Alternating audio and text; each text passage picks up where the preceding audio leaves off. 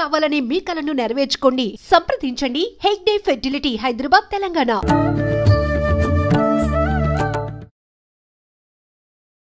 నమస్కారం, welcome to I dream. ధర్మ మార్గం విత్ విజిత కార్యక్రమానికి స్వాగతం.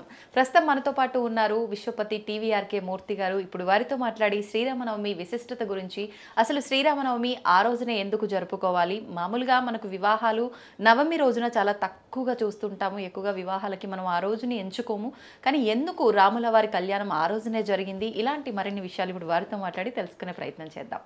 నమస్తే అండి. నమస్కారం తల్లి. శ్రీరామనవమి మనకు కొద్ది రోజుల్లో రాబోతోంది. రాముడిని మనం ఆదర్శంగా, రాముడు సీతల్ని మనము అందరము కూడా ఆదర్శంగా తీసుకోవాలి అని చెప్పి అంటారు. ధర్మము అనగానే రామో విగ్రహం ధర్మ పోలుస్తుంటారు. అయితే ఆయన గురించి ఎంత మాట్లాడుకున్నా తక్కువే. ప్రత్యేకించి శ్రీరామనవమి రోజున పట్టాభిషేకం, కళ్యాణము, రకరకాల మహోత్సవాలు ఆ రోజున చేస్తూ ఉంటారు. ఆ రోజునే జరిపించడానికి కారణం ఏమైనా ఉందా?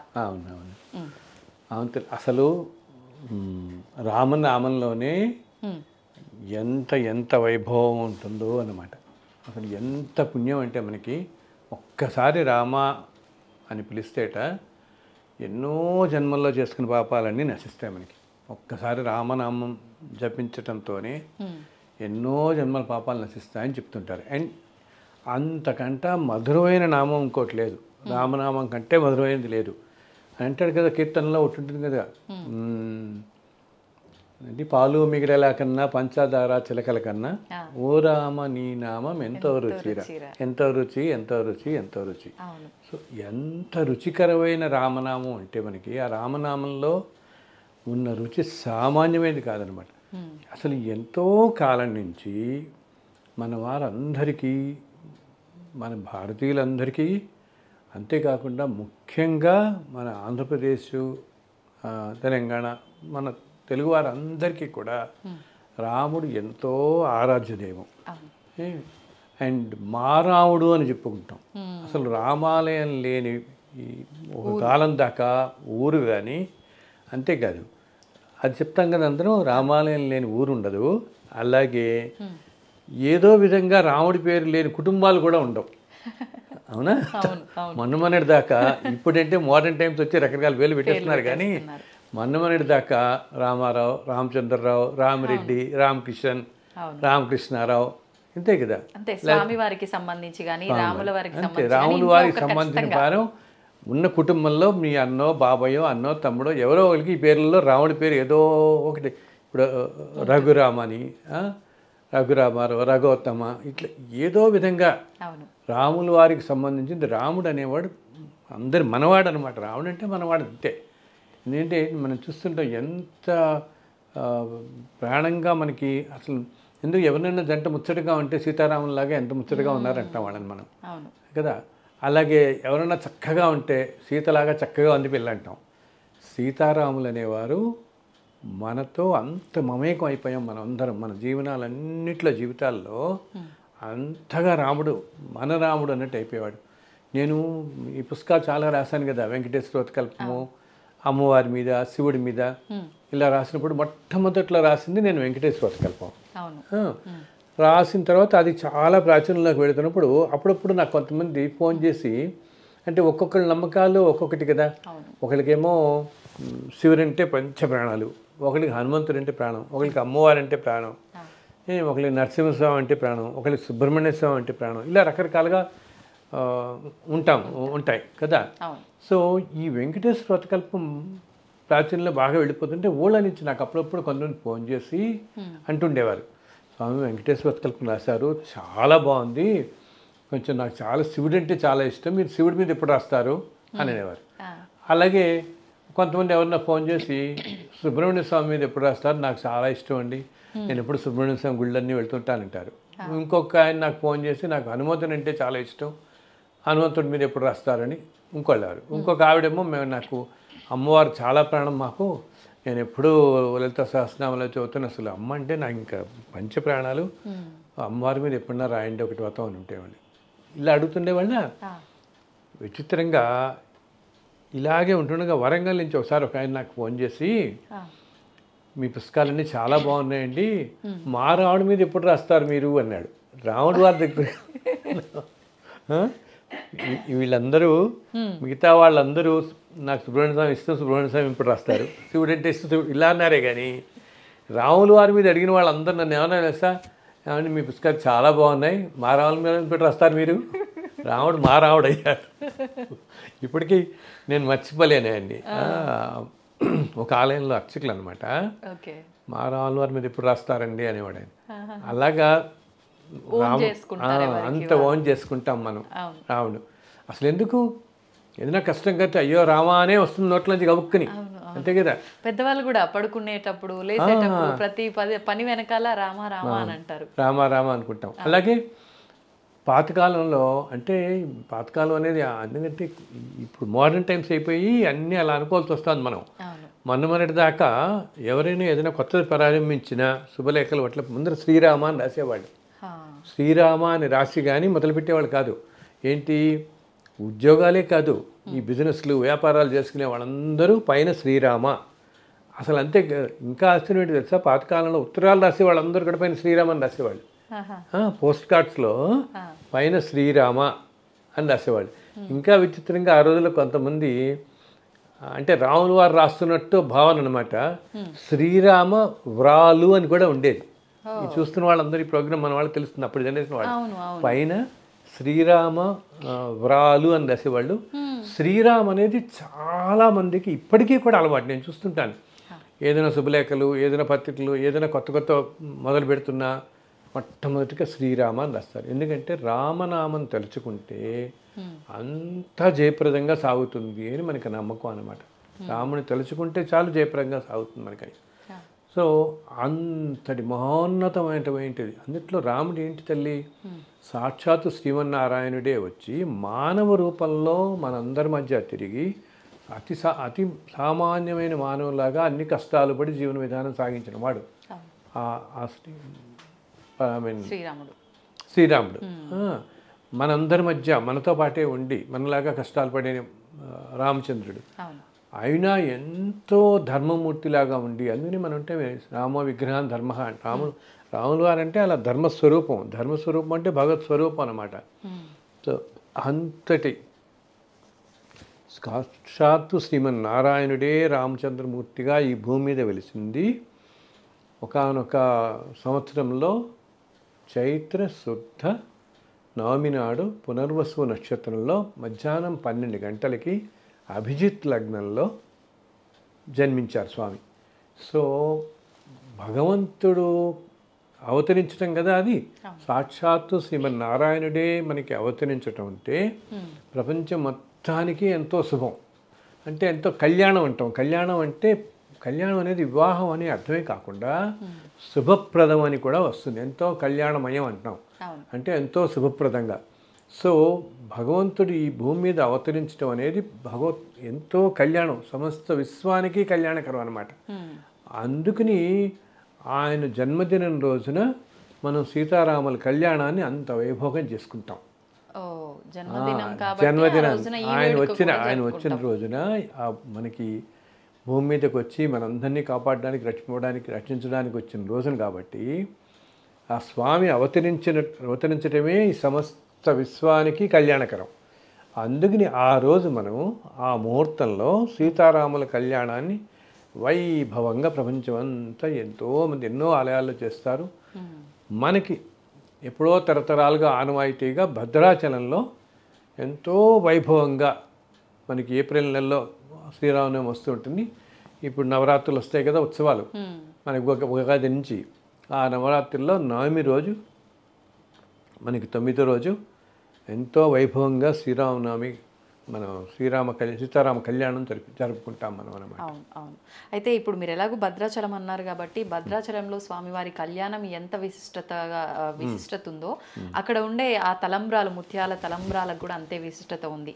ఇంకొకటి ముఖ్యంగా మనకు తలంబ్రాలు అనేసరికి అందరం కూడా పసుపు రంగు గుర్తొస్తుంది, కానీ భద్రాచలంలో ఎరుపు రంగు అక్షతలన్నీ కూడా అక్కడ తలంబ్రాలు. ఎందుకంటే తల్లి దానికి ప్రత్యేకం అంటూ ఏమి లేదు.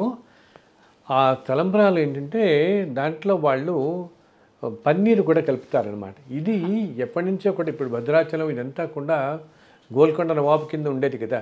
సో ఆ రోజుల్లో కళ్యాణానికి అప్పుడు ఈ దాంతో మామూలు మన తలంబ్రాలతో పసుపుతో మనం చూసిన తలంబ్రాలలో వాళ్ళకి ఆ పన్నీరు కలపడం కూడా సాంప్రదాయకంగా వచ్చింది. ఆ రోజుల నుంచి అదే కొనసాగుతోంది. అందుకని ఎర్రగా ఉంటాయి అన్నమాట.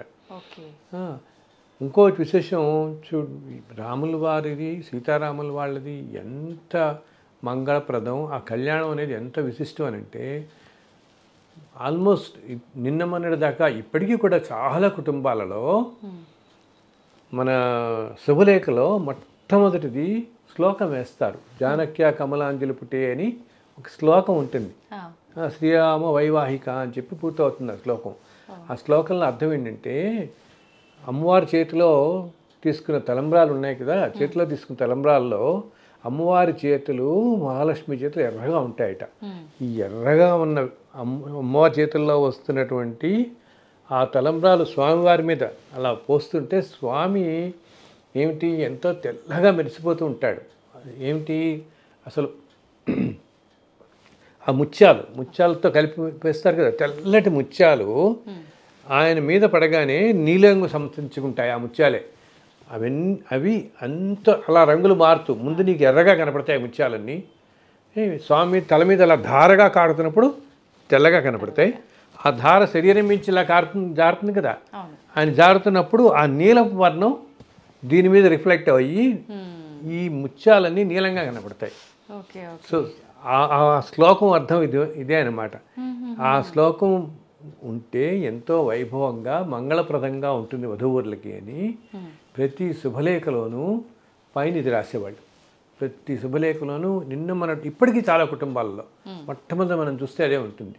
జానక్య కమలాంజలి పుట్టే అంటూ 4 చరణాలతో వస్తుందన్నమాట. ఆ శ్లోకం రాస్తాం మనం. దానికి అర్థం ఇది. అమ్మవారి చేతిలో నుంచి వచ్చిన ముత్యాలు ఎర్రటిగా కనపడుతున్న ముత్యాలు రాముల వారి మీద పడుతున్నప్పుడు తెల్లగా, తర్వాత ఆయన శరీరం కాంతి అంతా నీలం కాంతి కదా, నీలంగా మెరిసిపోతూ ఉంటాయి అని. ఇవి ఏంటంటే ఇవి మానవులందరికీ ఏ ఏ గుణాలు ఉన్నాయో ఆ గుణాలకి ప్రతీకగా చెప్తారు. రజోగుణం, తమోగుణం, సత్వగుణం ప్రధానంగా మనం ఉండాలి అని ఈ గుణాలకి ఆధారంగా ఆ రంగుల్ని అలా చెప్తామన్నమాట. ఈ 3 ఇవన్నీ కూడా మానవులందరూ ఈ గుణాలతో పాటు ఉంటారు, ఇది ప్రతిబింబిస్తూ ఉన్నట్టని. అండ్ ఆ తలంబ్రాలు ముత్యాల తలంబ్రాలు ఎంతో అందరికీ ఆశీర్పూర్వకంగా వాళ్ళందరూ ఇస్తారు మనకి అది. అండ్ ఎంతో ముచ్చట అనమాట. సీతారాముల కళ్యాణాన్ని తిలకించటం అది కూడా ఏంటి, ఆ కళ్యాణం సీతారామ కళ్యాణంతో ప్రపంచం మొత్తం కూడా కళ్యాణంగానే ఉంటుందని. భగవంతుడి కళ్యాణం ఎందుకు చేసుకుంటాం మనం? చెప్పాను ఆయన జన్మించిన రోజున కళ్యాణం చేస్తున్నామని. ప్రపంచం అంతా చల్లగా ఉండాలి ఈ సంవత్సరం అంతా కూడా అని చెప్పేసి. ఇప్పుడు మనం చూడండి, తిరుమలలో ప్రతిరోజు కళ్యాణం ఉంటుంది. ఇప్పుడు ఎన్నో ఆలయాల్లో ప్రతిరోజు కళ్యాణం జరిపిస్తారు. భద్రాచలంలో కానీ మనం అందరూ కూడా నిత్య కళ్యాణం అవుతూనే ఉంటాయి అన్ని చోట్ల, ఎన్నో ఆలయాల్లో అనమాట. ఎందుకంటే ప్రపంచం అంతా చల్లగా ఉండాలి, కళ్యాణంగా ఉండాలి అంటే అందరూ సుఖ సంతోషాలతో ఉండాలి అని చెప్పేసి ఈ సీతారామ కళ్యాణం వెనకాల ఇంత విశిష్టత ఉందన్నమాట మనకి. ప్రత్యేకించి శ్రీరామనవమి అనగానే మనకు కళ్యాణం అయిపోయిన మరుక్షణమే పానకము, వడపప్పు ఇది ప్రసాదంగా మనకు ఇస్తూ ఉంటారు. ప్రత్యేకించి పానకము, వడపప్పే ఎందుకని ఆ రోజు? అంటే మనం మన సాంప్రదాయంలో కూడా వివాహం సమయంలో పానకం బిందెలని ఇస్తారు. వచ్చిన అదేంటి వివాహానికి తరలి వచ్చిన వాళ్ళందరికీ కూడా ఇస్తారు. అవతల పెళ్లి వారికి, అతిథులందరికీ ఇస్తున్నారు, మగ పెళ్లి వారికి ఇస్తారు. సో ఇది ఎండాకాలం కదా, సో ఈ ఎండాకాలంలో వాళ్ళు ఎంతో ఇది వస్తారని చెప్పి పాపం కష్టపడి వచ్చారు అని చెప్పి చల్లగా ఉండడానికి, శరీరానికి చల్లటిదనం కలగడం కోసం వాళ్ళకి ఈ పానీయం యాక్చువల్గా నిజం చెప్పాలంటే మొట్టమొదటి రోజుల్లో ఇది తేనెతో చేసేవాడు, తేనె నీరు ఇచ్చేవారు. సో అది ఆ తర్వాత కాలంలో బెల్లం పానకంగా మనకు వచ్చింది. నీళ్ళలో బెల్లం కలిపి దాంతోపాటు కొంచెం ఏంటి శరీరానికి పైత్యం, బెల్లం ఎక్కువ తీసుకుంటే పైత్యకరం అని పైత్యం చేయకుండా ఉండడం కోసం కొంచెం మిరియాలును యాలకులు కూడా వేస్తున్నారు కొన్ని చోట్ల, అది కూడా వేయడం జరుగుతుంది.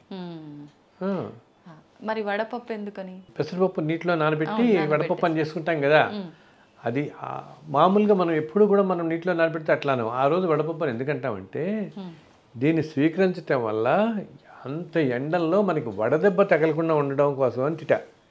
ఆ మధ్య ఒకరు ఎవరో పెద్ద ఆయన నాకు చెప్పారు ఇది.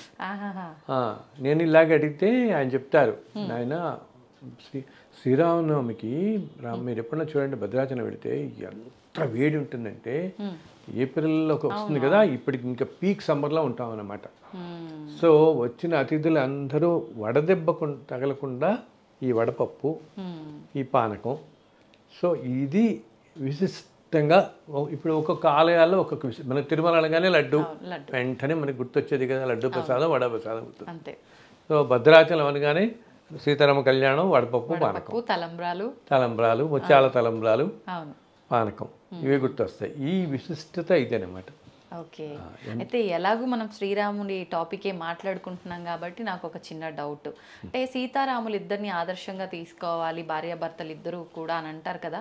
అయితే కొంతమంది అంటారు ఎందుకు ఆదర్శంగా తీసుకోవాలి అంటే పెళ్లి చేసుకున్న తర్వాత వనవాసం అని చెప్పి అడవులకు తీసుకెళ్ళటము అంటే కష్టాల పాలు చేసినట్టు, అక్కడికి వెళ్ళైనా కలిసి ఉన్నారా అని అంటే అలా కూడా కాదు, మళ్ళీ వారిద్దరి మధ్య ఎడబాటు, మళ్ళీ ఆఖరణ సరే సీతమ్మ వారు వచ్చిన తర్వాత అయినా ఆమెని అక్కును చేర్చుకున్నారా అంటే అక్కడ కూడా మళ్ళీ అగ్ని ప్రవేశం అని చెప్పి రకరకాలుగా, అంటే ఏ రకంగా ఆదర్శంగా తీసుకోవాలి అని దానికి అంటే ఏ రకంగా అంటే ఇది మనం ఇప్పుడు ఇంత అరగంటలో చెప్పలేని తల్లి, మొత్తం రామాయణం గురించి చెప్పాల్సి వస్తుంది. ఇది చెప్పాలంటే ఎందుకు సీతారాములు ఆదర్శం అయ్యారు ఆ జంట ప్రపంచానికి ఈ రోజునంటే రాముడి వెంట సీత అలా నడిచింది ఇంకేం మాట్లాడకుండా. అవునా, ఆయన రాముడు తెల్లవారితే పూర్తి పట్టాభిషేకం అయ్యి మహాచక్రవర్తి అవ్వాల్సిన వాడు వెంటనే అడవులకి వెళ్ళిపోయాడు కదా.